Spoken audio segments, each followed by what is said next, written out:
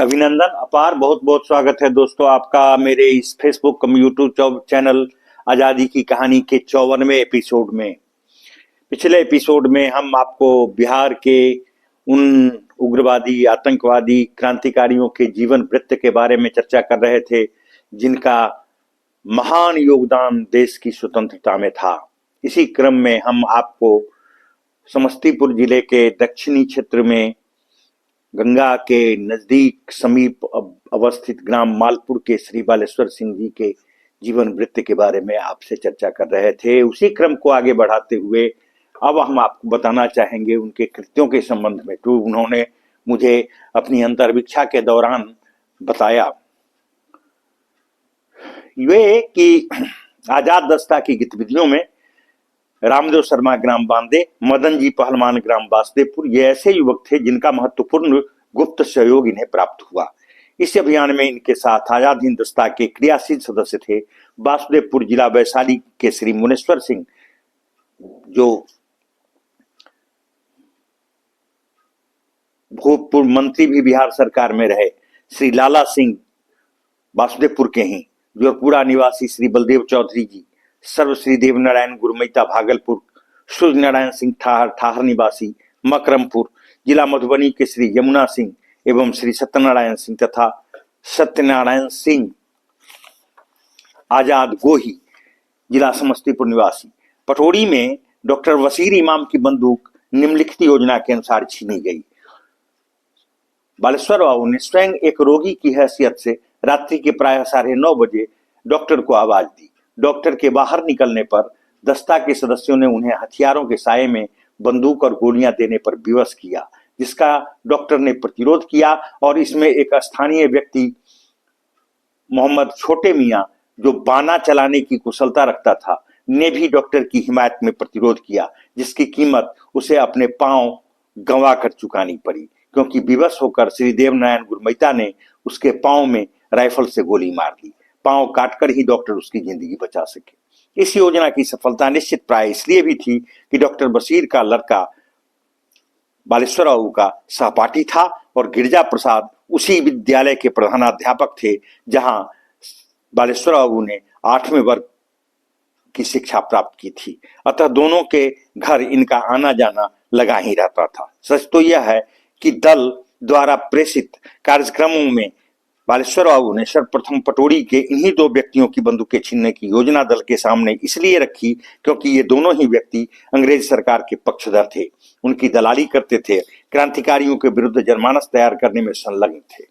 इसलिए दल ने परस्पर यह निर्णय लिया कि ऐसे देशद्रोहियों को निहत्था करने और उचित सबक सिखलाने के लिए यदि रक्तपात और हिंसा का भी सहारा लेना पड़े तो ये इससे हिचकेंगे नहीं। यही कारण था कि वसीर इमाम को भी घायल कर दिया गया, जोरपुरा के पशुपतिनाथ चौधरी को भी घायल कर दिया गया, जिनकी बंदूक छीनने में ये कतिपय सामाजिक कारणों और सामाजिक तत्वों द्वारा डकैत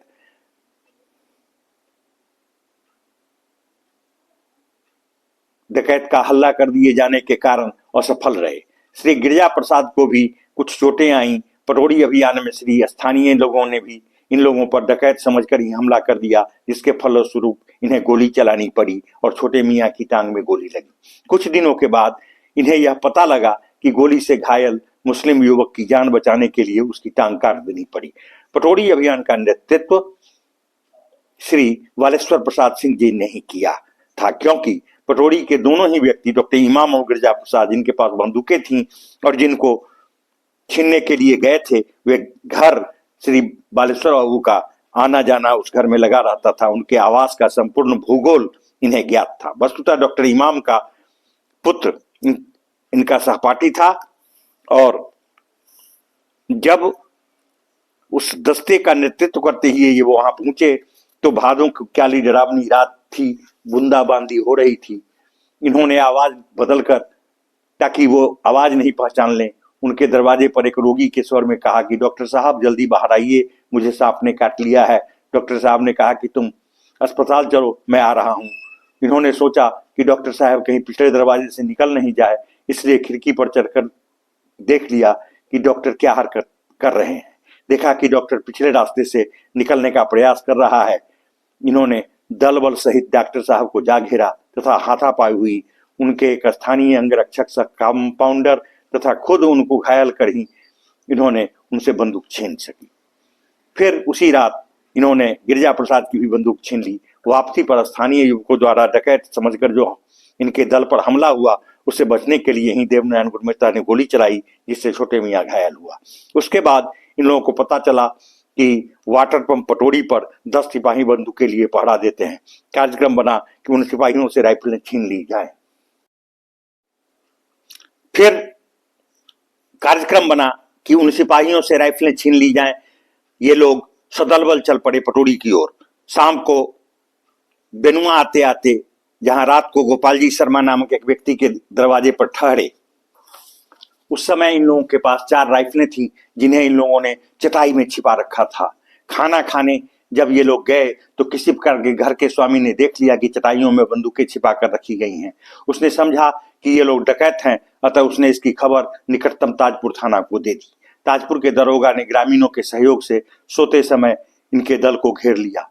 पुलिस के इस अप्रत्याशित आक्रमण को महसूस कर जब तक ये लोग सजग हुए, दरोगा इन लोगों पर टूट चुका था। फलतः इनके 3 साथी सब श्री जमुना सिंह, श्री राजेंद्र सिंह कुबोली और रामकृष्ण यादव पुलिस की गिरफ्त में आ गए तथा बालेश्वर बाबू और सरदार रामलोचन सिंह किसी तरह पुलिस के हाथों से बच निकलने में कामयाब हुए। दुर्भाग्यवश इनके सभी हथियार पुलिस के हाथ लग गए। फिर ये लोग निशस्त्र हो गए और शस्त्र संग्रह का कार्यक्रम पूर्ववत चलता रहा। हायाघाट स्टेशन से पूर्व डरसुर महंत के यहाँ भी इन लोगों ने छापा मारा। वहां महंत स्वयं अनुपस्थित थे। इन लोगों ने बंदूकें तो छीन ली, मगर यह देखकर कि वहां व्यापक मात्रा में रुपए और सोना आदि भी है, इन लोगों ने महसूस किया कि कहीं कारिंदे पैसे न चुरा लें और इल्जाम इन लोगों पर आए। इसलिए इन लोगों ने वहां मौजूद कारिंदों को धमकी दी कि यदि महंत जी का 1 पैसा भी तुम लोगों ने इधर उधर किया और इन लोगों को इसकी जानकारी मिली तो हम तुम्हें जान से मार डालेंगे। बाद में चलकर जानकारी मिली कि उन लोगों ने कोई गड़बड़ नहीं की। जब हम लोग गिरफ्तार होकर लहरियासराय जेल में थे तो महंत जी इन लोगों से मिलने आए। यह जानने के बाद कि ये लोग डकैत नहीं क्रांतिकारी थे, उन्होंने पूरी देशभक्ति का परिचय देते हुए इन लोगों का मुकदमा लड़ने वाली संघर्ष समिति को पूरी आर्थिक मदद की, यह कहकर कि मेरे केस में जो भी व्यय इन देशभक्तों को बचाने के लिए किया जाए वह मैं वहन करूंगा। इसी तरह की एक घटना हायाघाट स्टेशन के निकट ही अवस्थित चकमेसी गांव के राजकीय चिकित्सालय के डॉक्टर साहब के यहाँ भी हुई। जब ये लोग वहां उनसे बंदूकें छीनने पहुंचे तो उनको यह एहसास हो गया कि ये लोग क्रांतिकारी हैं और आते ही उन्होंने कहा कि अच्छा तो आप लोग आ गए, लीजिए बंदूक और गोलियां तथा देश की सेवा में लगे रहिए। उनकी बातें सुनकर ऐसा लगा कि जैसे उन्हें पहले से ही इन लोगों के आने की जानकारी थी, फिर भी उन्होंने पुलिस को सूचित नहीं किया था और सहजता से इन लोगों का अभियान पूरा हो जाने दिया। निश्चयतः एक सरकारी नौकर होने के बावजूद उन्होंने जिस राष्ट्र प्रेम का परिचय दिया वह प्रशंसनीय ही नहीं गौरवपूर्ण था। तत्पश्चात कार्यक्रम बना कि आनंदपुर ड्योढ़ी के जमींदार की बंदूक छीन ली जाए। मोहम्मदा पूसा से जब ये लोग आनंदपुर के रास्ते में ही थे तो पता चला कि दरभंगा सदर थाने का दारोगा इन लोगों के सरदार रामलोचन के गांव अंदामा में उनके घर की जब्ती कुर्की करने गया है। जब अंदामा के निकट ये लोग पहुंचे तो उस समय शाम ढल चुकी थी, अंधेरा छा चुका था। अगस्त 1943 की यह घटना है। किसी एक ग्रामीण ने बतलाया कि दरोगा अपना काम निपटाकर इसी रास्ते से वापस लौट रहा है। सड़क के किनारे ही एक शीशम के बाग में ये लोग छुपकर दरोगा का इंतजार करने लगे। जैसे ही दरोगा उस स्थान के निकट आया, इन लोगों ने पुलिस दल पर गोलियों की बौछार कर दी। दरोगा ने घटना स्थल पर ही दम तोड़ दिया। कुछ कदम पर एक चौकीदार भी गोली का शिकार हुआ। दरोगा के साथ गया सिपाही दल जान बचाकर भाग जाने में सफल हुआ। वहां से ये लोग भी अलग अलग दिशाओं में निकल पड़े। ये बालेश्वर बाबू किसी प्रकार लहरियासराय होते हुए मझिगामा आए, जहां इनके अन्य साथी पहले ही पहुंच चुके थे। इस अभियान में इनके साथ थे श्री देवनारायण गुरमेत्ता, श्री जमुना सिंह, श्री शारदानंद झा, श्री बलदेव चौधरी और श्री लाला सिंह जी। श्री सूरज नारायण सिंह थाहर निवासी इस समय इनके सरदार थे, जो प्रायः एक माह पूर्व ही सरदार निर्वाचित हुए थे। उनके नेतृत्व में ही दरोगा हत्याकांड को कार्य रूप दिया गया। इनके मझिगामा पहुंचने के पहले इनके साथियों ने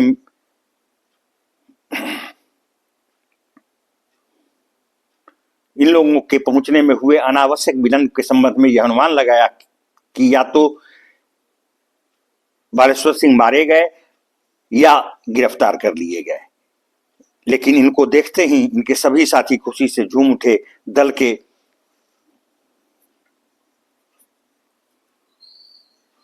तरह इनका पारस्परिक संबंध आत्मीयता से सभी सीमाएं लांघ चुका था। ये लोग परस्पर मित्र ही नहीं, अग्रज और अनुज के रिश्तों में बंधे हुए थे। परंतु यह खुशी कुछ ही मिनटों में गम में परिणत हो गई। पुलिस का एक दस्ता इन लोगों का पीछा करता हुआ मझगामा आ पहुंचा। ये लोग मझगामा से भाग चले और मकरमपुर पहुंचकर रात्रि विश्राम किया। अगस्त 1943 के प्रारंभिक सप्ताहों में ही जो इनकी गतिविधियां तीव्र हुई और ये निरंतर और तेज करने में लगे रहे। मकरमपुर में ही इन्होंने यह योजना बनाई कि मधुबनी से पूर्व रेतिकर गांव के बाबू लक्ष्मी नारायण सिंह ऑनरेडी मजिस्ट्रेट की बंदूक छीन ली जाए। योजना अनुसार ये लोग रेतिकर जा पहुंचे। बंदूक छीनने में तो ये सफल रहे, लेकिन वहां भी गोलियां चलानी पड़ी, जिससे कई व्यक्ति घायल हुए। यहाँ यह उल्लेखनीय है कि इसी रेतिकर कांड का दोषी करार देकर दरभंगा न्यायालय ने बालेश्वर बाबू को आजीवन कारावास की सजा सुनाई। यूं तो जज ने यह कहा कि इन्हें फांसी की सजा दी जाए, लेकिन इनकी उम्र को देखते हुए उन्हें उस सजा को काला पानी में परिणत कर दिया। इसी तरह ये लोग राष्ट्रीय पखवाड़ा मनाने में व्यस्त थे कि पता चला कि जलालपुर निवासी परमेश्वर मिश्र,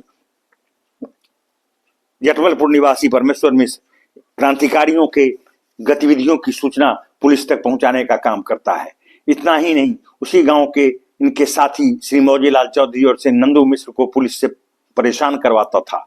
एक रात इन लोगों ने जटवलपुर पहुंचकर परमेश्वर मिश्र को पकड़कर उसकी आंखों में तेजाब डालकर उसे अंधा कर दिया। राष्ट्रीय पखवाड़े के अंतर्गत इन लोगों ने किशनपुर रेलवे स्टेशन तथा झंझारपुर पोस्ट ऑफिस को जलाकर खाक कर दिया। इस प्रकार संपूर्ण दरभंगा जिला क्रांति की ज्वाला में धू धू करके धड़कने लग गया। हर दूसरे या तीसरे दिन ये लोग दुश्मन के ठिकानों पर आक्रमण कर रहे थे। जाहिर है कि इनका दुश्मन अंग्रेज सरकार और उसके पिट्ठू हम वतन मुसाहिबों के अतिरिक्त और कोई नहीं था।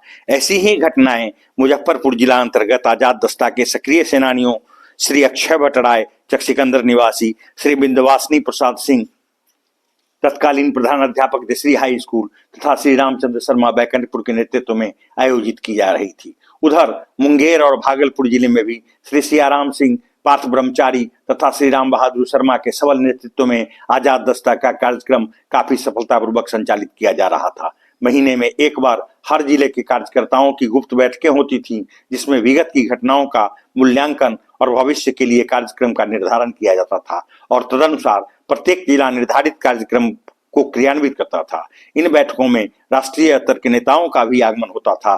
डॉक्टर राम मनोहर लोहिया तथा श्रीमती अरुणा आशफ अली के नाम राष्ट्रीय स्तर के नेताओं के रूप में विशेष रूप से उल्लेखनीय है। राष्ट्रीय स्तर के नेताओं में पंडित रामनंद मिश्र का अपना पृथक स्थान था, जो बिहार में क्रांतिकारियों को कुशल वैचारिक आधार प्रदान कर रहे थे। प्रांतीय सरदार स्वर्गीय सूरज नारायण सिंह नरपत नगर के माध्यम से श्री जयप्रकाश नारायण, श्री अच्युत पटवर्धन तथा श्री शिवनाथ बनर्जी के संदेश बराबर क्रांतिकारियों को प्राप्त होते रहते थे।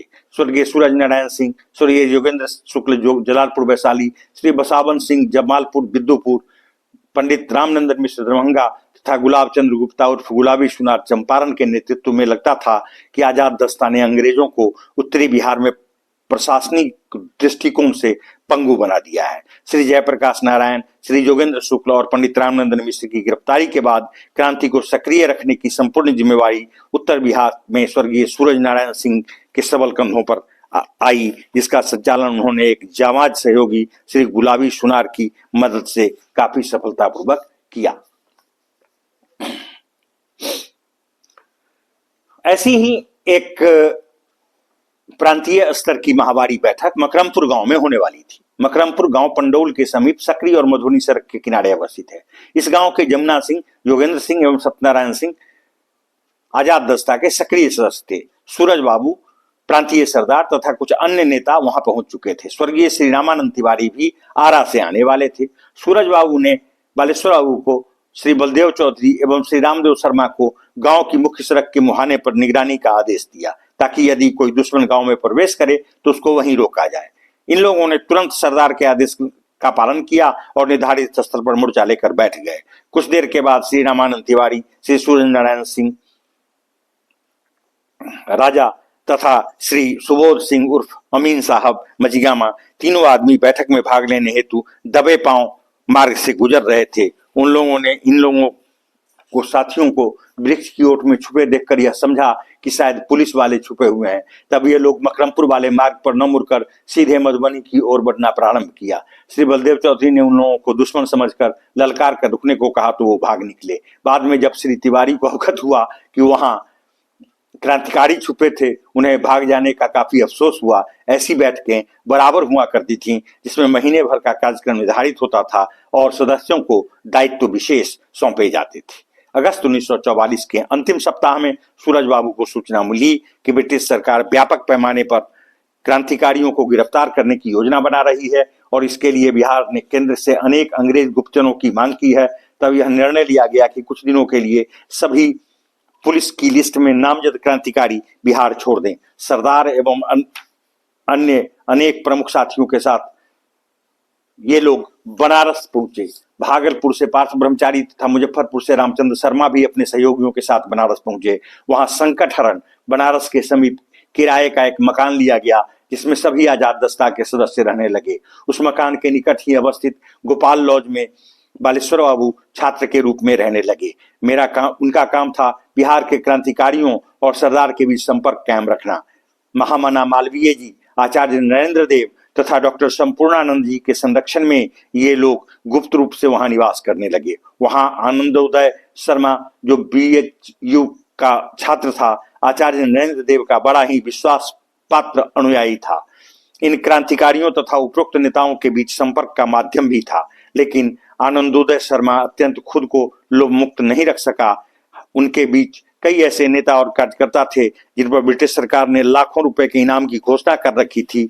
11 नवंबर 1944 को जब सूरज बाबू मुनीश्वर सिंह वासुदेवपुर के साथ आचार्य नरेंद्र जी के यहाँ से लौट रहे थे तो आनंदोदय शर्मा से प्राप्त सूचना के आधार पर बनारस के दुर्गा कुंड के समीप पुलिस ने इन दोनों व्यक्तियों को दबोच लिया। आनंदोदय शर्मा की सूचना के आधार पर ही पुलिस ने गोपाल लॉज पर छापा मारा जहां बालेश्वर बाबू रह रहे थे। संयोगवश ये उस दिन कहीं अन्यत्र गए हुए थे, परंतु वहां मौजूद गुलाब चंद्र गुप्ता, गुलाबी सुनार तथा श्री गीता सिंह भागलपुर गिरफ्तार कर लिए गए। इन गिरफ्तारियों के संबंध में उड़ती सी खबर जब बालेश्वर बाबू को मिली तो इसकी सत्यता का पता लगाने के लिए संकटहरण के समीप वाले गुप्त अड्डे पर गए तो 10 बजे दिन में पुलिस ने वहां भी छापा मारा।